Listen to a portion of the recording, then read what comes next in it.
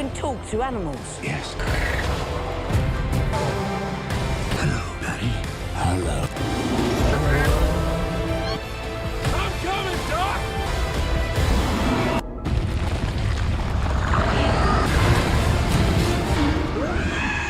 I'm too beautiful to die. In Victorian-era Britain, there lived a veterinarian named Dr. John Dolittle who had the extraordinary ability to talk to animals. After his wife Lily died at sea, Dolittle became isolated from human society and lived only with animals in a bungalow given to him by Queen Victoria. Several years later, a teenager named Tommy Stubbins goes out bird hunting with his father and older brother. Accidentally, he injures a red squirrel. Tommy's father tells him to kill the squirrel, but once his father leaves, a macaw parrot named Polly tells Tommy to follow her.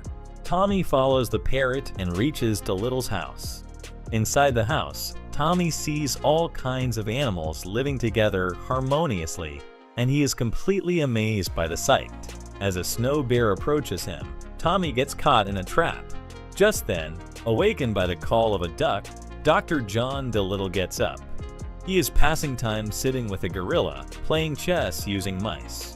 At that moment, the macaw parrot arrives and delivers the news that a human has entered their house.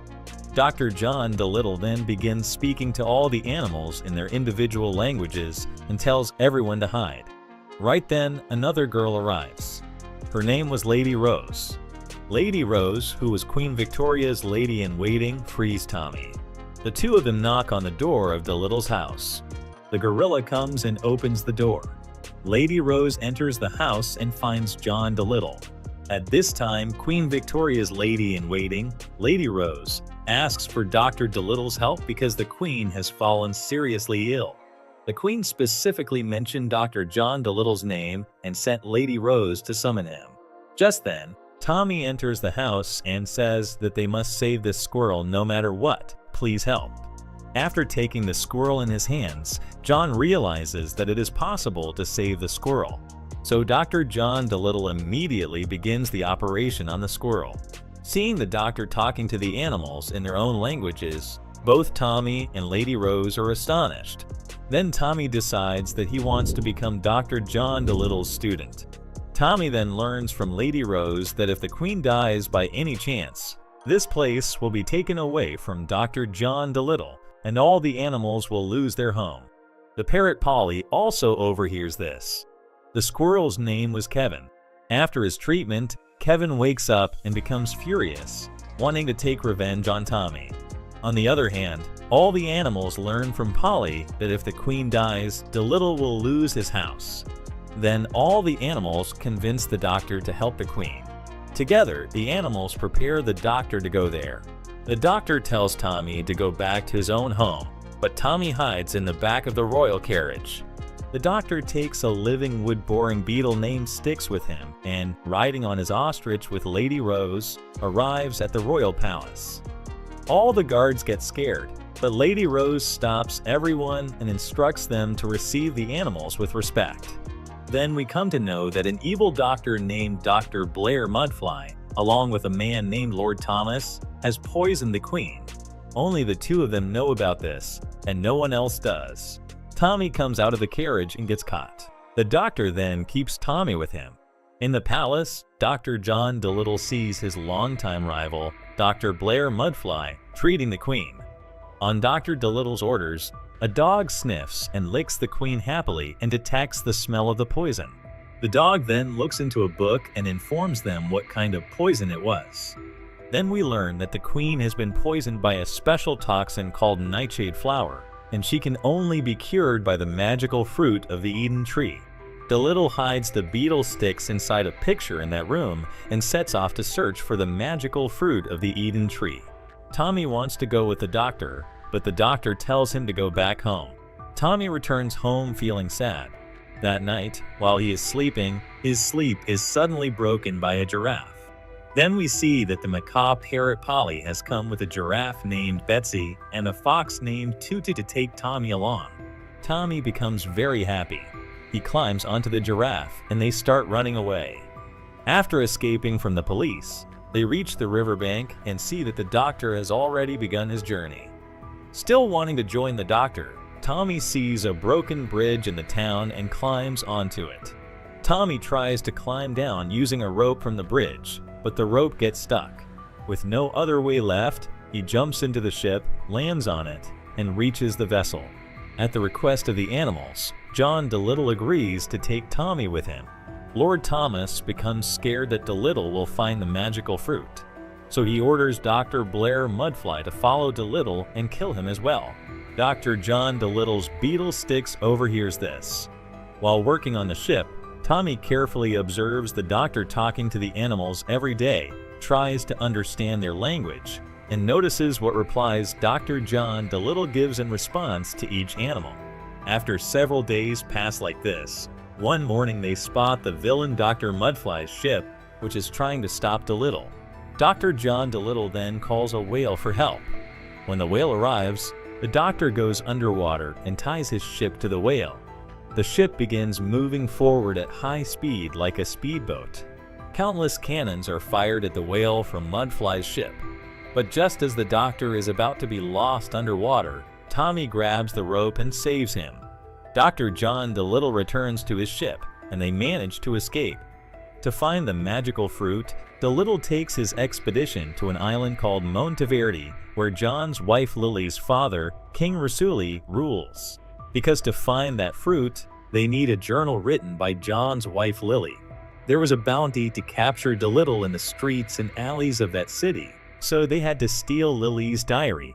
Dolittle makes a deal with some ants using a firing, a small creature, and they reach a place where only Tommy can enter because of its small entrance.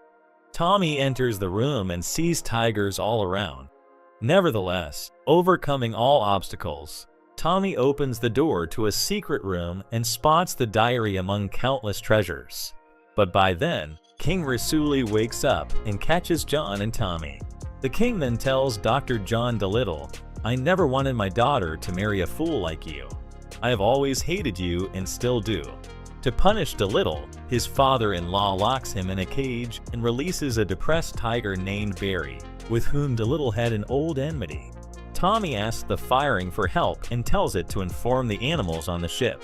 The firing immediately goes and tells the animals about Dolittle. The animals from the ship enter the city and create a huge distraction with a massive bomb blast.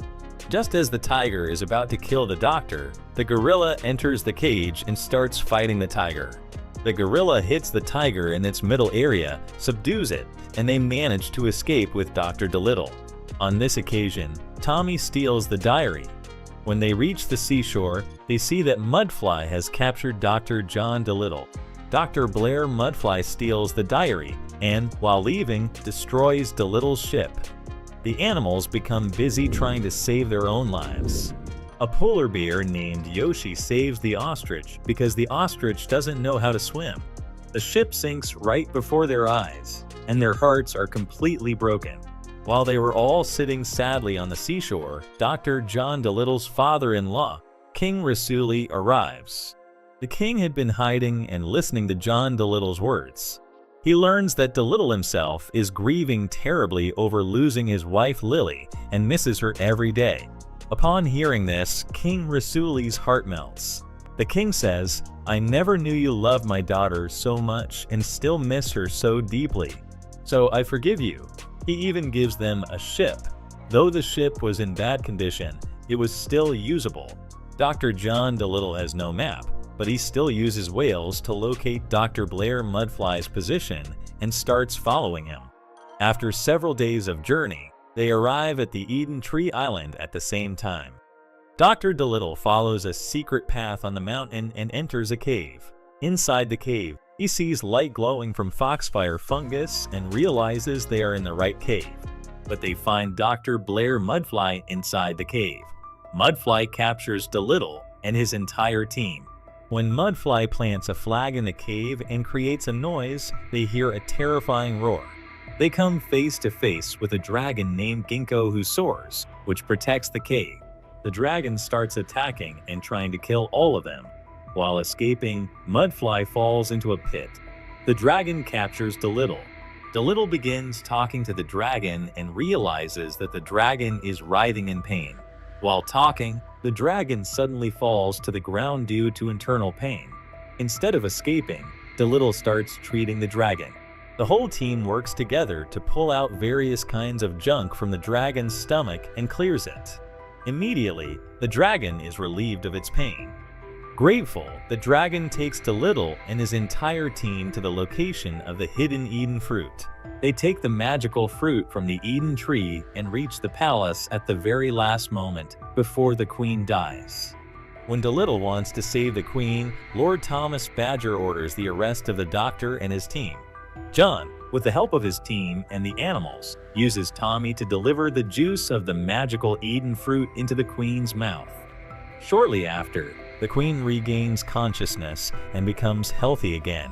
Dr. John Dolittle then reveals everything he learned from the beetle sticks he had left behind and informs everyone that Lord Thomas Badger wanted to kill the queen and seize the crown. The queen then sends Lord Thomas Badger to the Tower of London on charges of treason for trial.